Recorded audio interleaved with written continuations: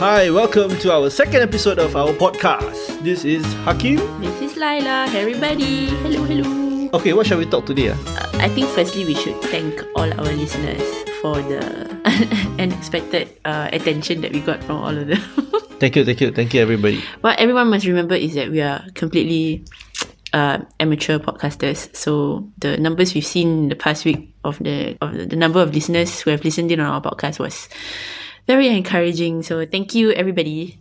Okay, I always tell Laila, it's not so much about the numbers. It's nice to see numbers, but at the end of the day, the intention is to share with others. Maybe not for everybody, but for those who are thinking about embarking in a similar adventure, similar journey, or maybe just portions of it. If we can help even a single person, just one person, I think you would just make everything worth it. That's what I feel. Okay, so what's the topic for today? Actually, we promised them to tell them how we bought our next house, right? We're supposed to continue our sharing on our home-owning journey. So maybe we can start where we stopped lah. We stopped at the point where we sold our Woodlands house. Okay. Yeah. Okay, let's put some numbers for you guys to understand. So we bought our house for $200,000. Our old house. Yeah, that's the Woodlands house. That is back in the year 2013, 14? We bought it at 2013. At 2013? In 2013. In 2013. And then 5 years later, we sold it for $350,000. So technically, we make everybody wants to hear how much do you make? 150,000. But what people never deduct off is how much the outstanding loan, how much you paid for interest, and yada yada, all these things. Yeah. So bottom line was we paid off everything. So we paid off the whole 200 that we bought, 200,000, but we sold it higher for 350. So at this point of time, usually most Singaporeans would be thinking, hey, how much cash do I have from selling my house? I want to keep the cash. I don't want to put inside the house. But we think differently. We saw it as how much budget in total. We are not interested in keeping the cash. We want to fully pay for our house. So what can we buy for our next house that is within the budget of 350,000? Logically speaking, if we pay the whole 350, we have $0 for renovation. So knowing that we are going to buy an old resale house, that because this is the only one that probably falls within our budget, we can't exactly buy a condo with 350, right? So we ended up buying a HDB. How old was it then? About 30 years? I think at the point we bought it was 29 years. 29 years? So we bought, I round off about 30 years, a 30-year-old HDB flat somewhere in Jurong for 300,000. And then the balance of 50,000, which was what I promised you earlier, that you could renovate. Yes, deliver. You could renovate your house. So we spent 50,000 renovating and buying some furniture. Well, most of them are second-hand furnitures actually. to renovate. Force of habit.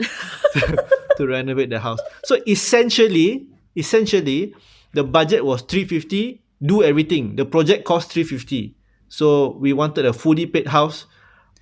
350,000, so that we can say that we now own this house. Because as long as you are paying to the bank, actually the bank owns the house, not you. The bank and CPF lah. So you have three partners: bank, CPF, or HDB, CPF, depending on you take loan from who, plus yourself. Yep. So once we paid off in full, technically our only partner in the house is CPF. Yeah. So that's how we bought our second house. Yes. Actually, the story very short. I was hoping that could cover all 30 minutes of our podcast. Looks like we're done. Okay, bye. Yeah. No, maybe we can talk a little bit about I mean, like, maybe some of the things that I think some of our peers were skeptical that we could actually sell our 3-room flat in Woodlands for that much. We sold it at 350, right? Yeah, I think to date it's still record price. Yeah. So I think because a lot of the skepticism that we faced when we bought our 3-room was that, a lot of people were convinced that a 3-room flat will not be able to sell very well even after 5 years. So I think that experience sort of taught us that actually it's quite possible lah. But provided your house is still in relatively good condition, and you are married to somebody who is OCD and crazy, and who would, Very funny. at the point of selling the house, would throw out probably like maybe 50% of the house content Yeah. in the storeroom to declutter everything. Make sure that when somebody comes to view the house is in quite an empty, almost showroom condition. Yeah, I remember that we played a very active role in trying to sell the house lah. We had an agent to work for us, but we really ensured that the house was in good condition when people see. The theme when we were selling our house was make sure it looked and felt like a hotel or condo. Yeah. So we went to, what's the name of the diffuser shop? What? Hysis. Until now I don't know how to pronounce. Hysis. But expensive smell, but damn nice. Yeah, that one we bought the diffuser, then we spray the house half an hour before the people who were going to view the house would arrive.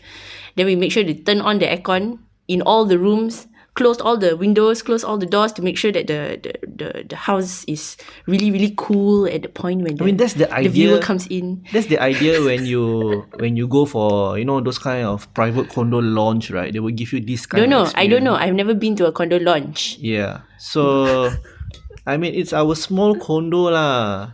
Okay. But that's definitely how I feel when I step into a hotel. Like the feeling, yeah.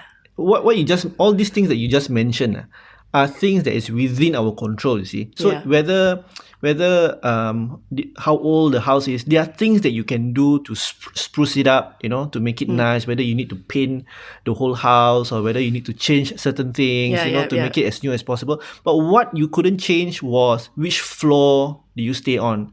Do you stay on the second floor? Or do you stay, we stayed in the 13th floor, right? So that's considered a high floor, 13th out of 15th floor. So it's very important when you buy your house, and if you want to have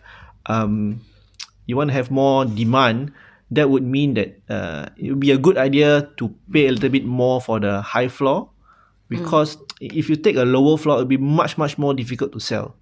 Yeah, I think this is a very... Yeah, so in other words, if you're going to buy a 3-room, make sure that I it's think a good location, it's a good enough location, it's high enough, so that the selling process would depending be on easier. what's available to your circumstance at that point in time when you buy.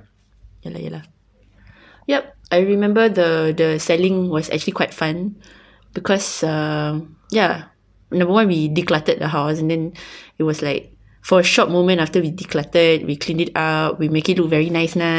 There was maybe a short moment of, should we even sell this house? Suddenly looks so nice.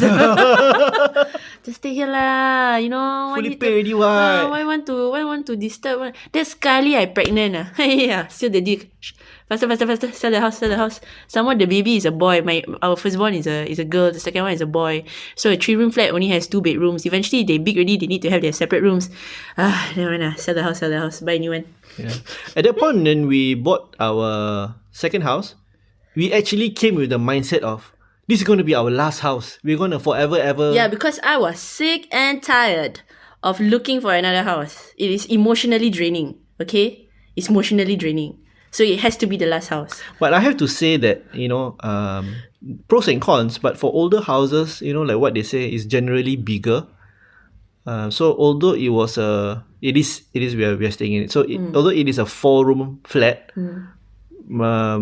but it feels like a 5-room to me. Yeah. Yeah. So I guess this goes down to, so like if people are thinking of doing this, right, some of the things you might want to consider when you are getting your second property, which you are hoping to pay off fully. I think the rule of thumb still remains that you go with what you can afford rather than what you can loan. I think that was the thing that really helped us. It's a habit lah. Yeah, because I mean, if you have taken a loan to settle anything about this second house of ours, whether it is to pay off the house or a reno loan, then it will be like, the same thing all over again lah, back to square one. But we really stuck to this rule of thumb through and through. Even though at moments when we were looking for our second house, we faltered multiple times.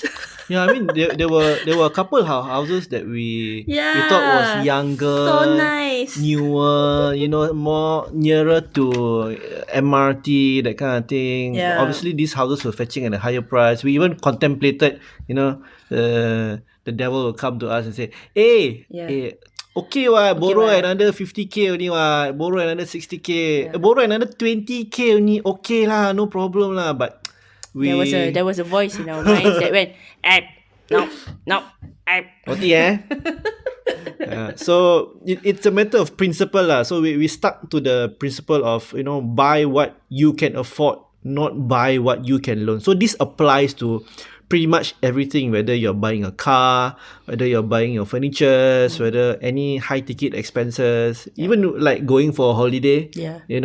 What was applied the same lah. What you can afford, not what you can loan.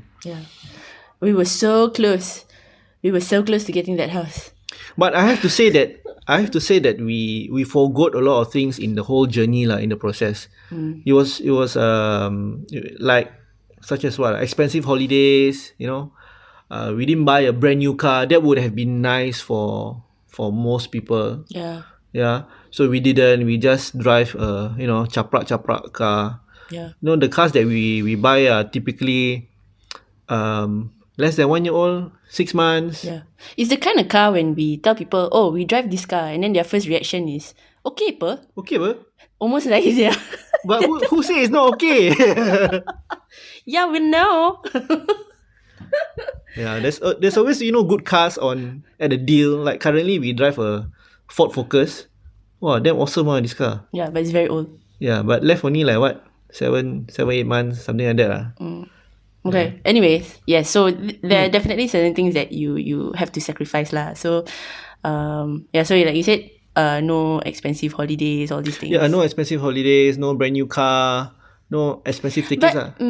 But even then we go for holiday lah, Near lah, short lah. Cannot say we don't go mah. We go. KL, Melaka. Important to go for holiday. Sometimes you want to stretch a bit, then maybe go. That time we go where? We went to Japan. Oh, we went to Japan because we use our miles we use our miles, so we only paid for like hotel stay kind of thing. So if you want to go for expensive holiday, go, but don't pay for it. Get somebody else to pay for it. Use points. Use your points to go and redeem. There was don't know how many years of points. What else do we sacrifice? No shopping, all these things. So that's one good thing about my wife. She doesn't buy expensive stuff. Don't stereotype women eh. The only expensive there are stuff. a lot of wives out there who are like me. Okay. A lot. The most expensive stuff she bought is a fully paid house lah.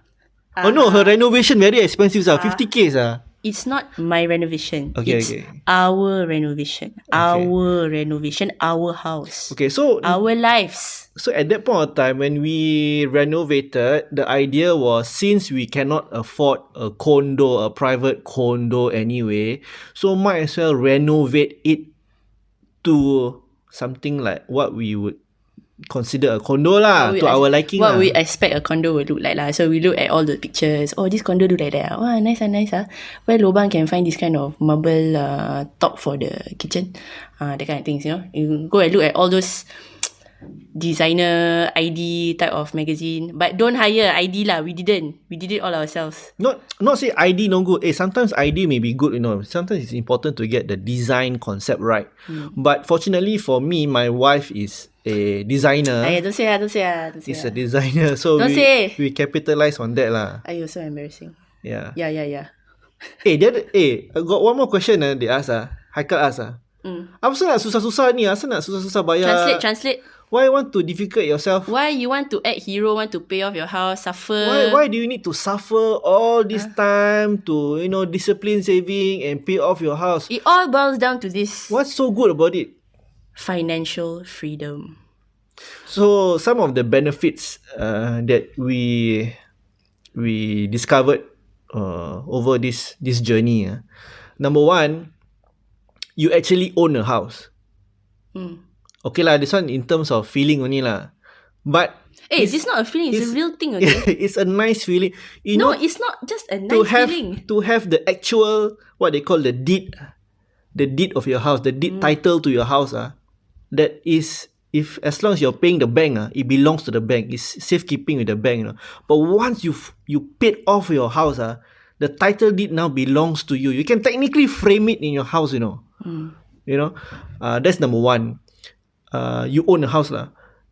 Number two, especially during events like, you always think about worst case scenario, and the worst case scenario did really happen during COVID when we were in lockdown.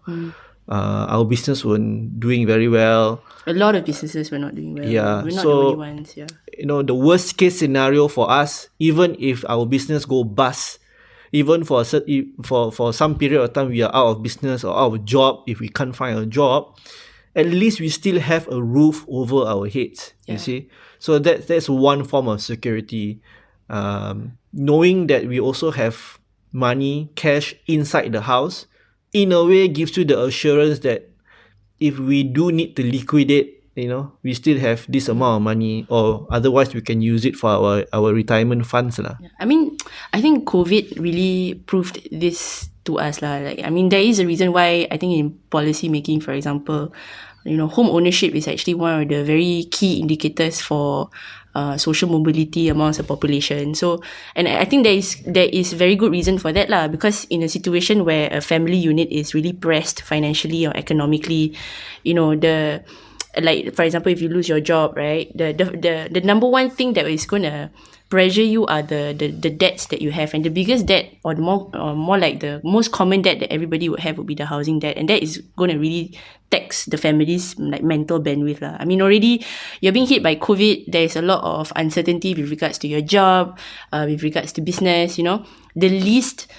At the very least, right, you can operate and tackle all these issues knowing at the back of your mind that, the biggest debt or the most important debt is considered settled lah, like roof is settled. We can now focus on settling the business or settling the job or going out to look for a job or skill up to find another job or whatever, not having to worry so much about whether, in the next 2 weeks or by the next month or the following month, would I still have this roof or not over my children's head. I think that really, I think COVID really proved that to us lah. Yeah. Recently what I discovered or not, most people don't want to pay using their cash money every month, or they want to pay large amount of money. They want to pay the least amount of down payment when they buy a house, and then they want to maximize their loan, and then they want to use CPF to pay for their house.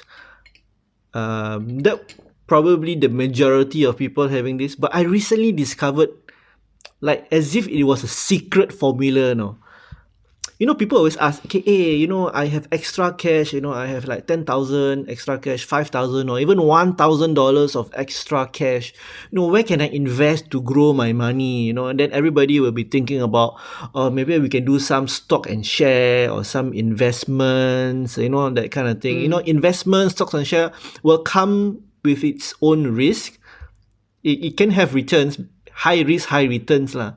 But what I recently discovered, people fail to see that their own house is the best investment if you were to put cash in it. They give you an example. If we bought our previous house at $200,000, we sold it at $350,000. That is how many percent? Almost 100%. Almost. 75% profit. 75% profit in 5 years. Only if. Let's just based on this example, 200 to 350 is 75% profit margin in 5 years. If you had put your cash inside, which means you pay less to the bank, because the bank now owns the majority as long as you haven't paid off. Or HDB, if you take HDB loan, it'll be HDB lah. If you actually put your cash money in your house, number one, because Singapore's house is generally in the uptrend. Generally speaking, it's a question of going how high. Okay? You almost have zero risk. Negligible risk. As compared to a regular investment. as compared to your investments, which may go up or may go down, But generally speaking, in Singapore, your housings are supposedly the best investments lah. Okay, but if you had put your cash money, sometimes you have 1,000, or maybe you have saved a bit more, 10,000, or whatever the amount is, inside your house, can you imagine an investment that pays you 75% returns? I'm not exaggerating. Let's say I bring down the figure a bit, maybe only 50%, or even 40 or 30%. Can you think of another investment, almost zero risk? When you put your cash inside, the moment you sell your house, you earn 30% from your returns. There is no other investment that I can think of that can give you, in terms of risk-return ratio, almost zero risk, but the highest percentage of profit.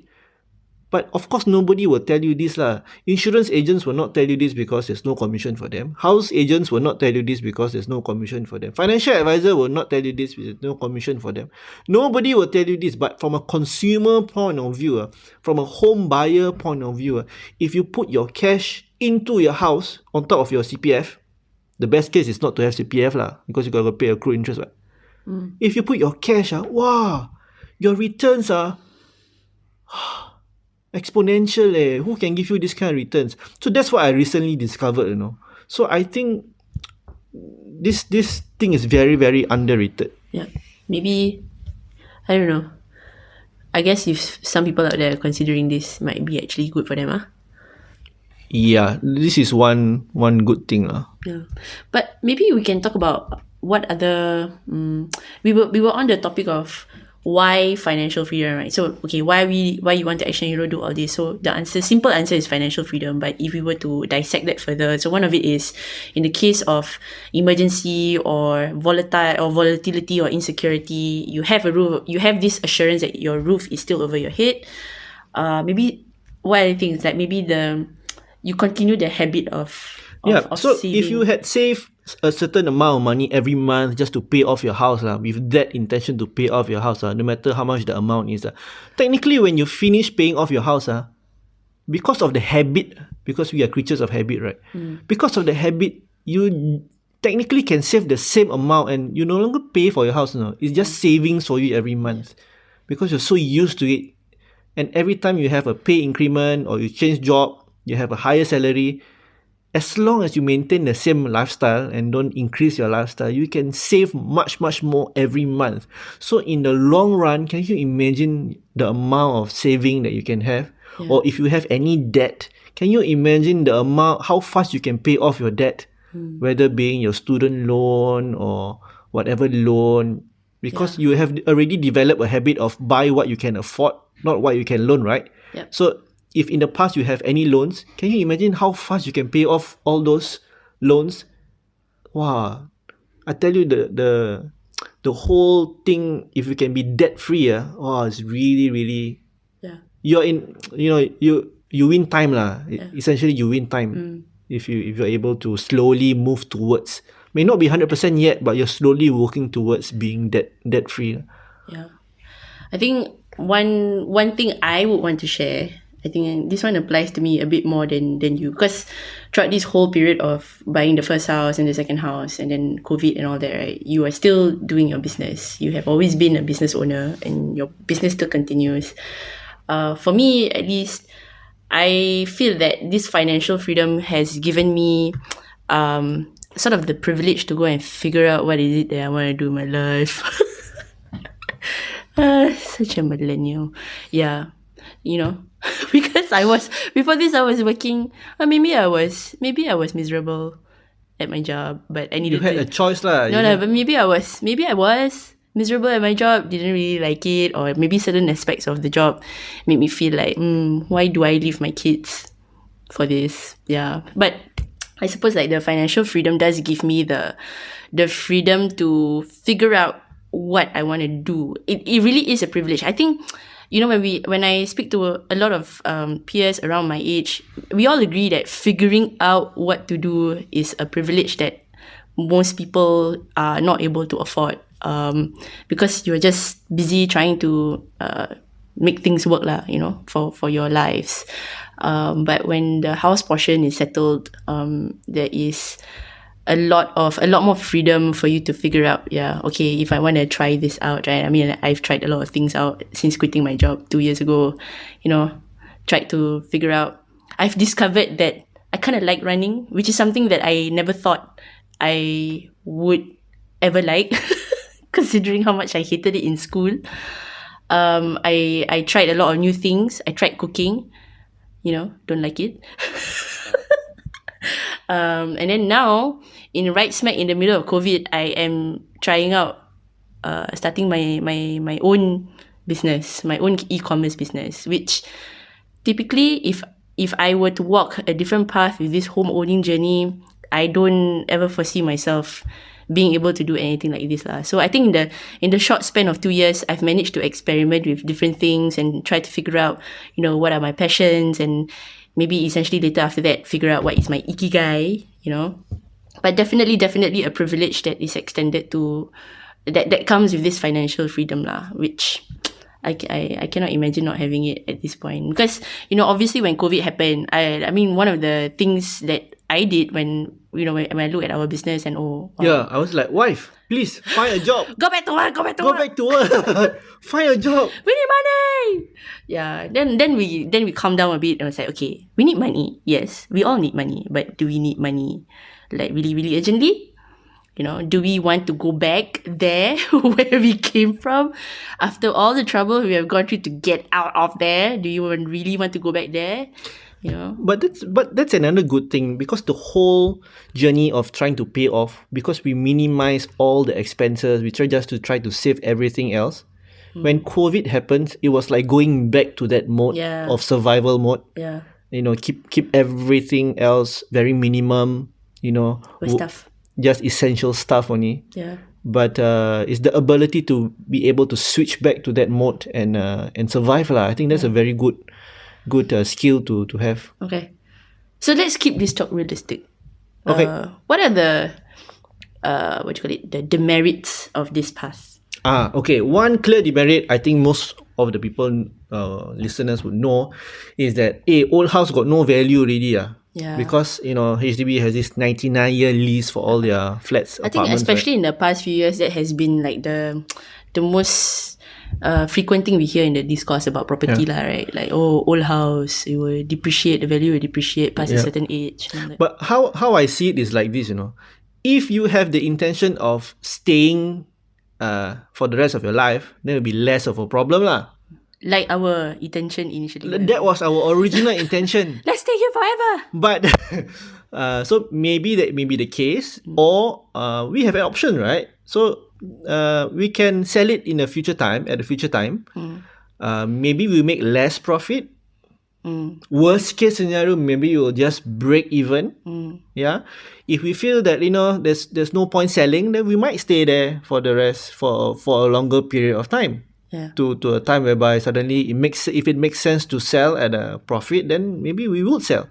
But however, if we look at it differently, when we first started this journey, we say, how to pay off the house is impossible with $1,000 salary. How to pay off the house? Yeah. We are loaning this much of money. Cannot lah, impossible lah. But it was a exercise of learning how to achieve the impossible, supposedly.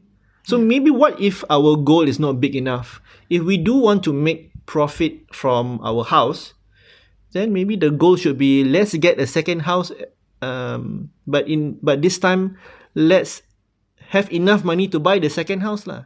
If don't have enough means cannot afford, so cannot afford, don't loan lah. That's the principle, right?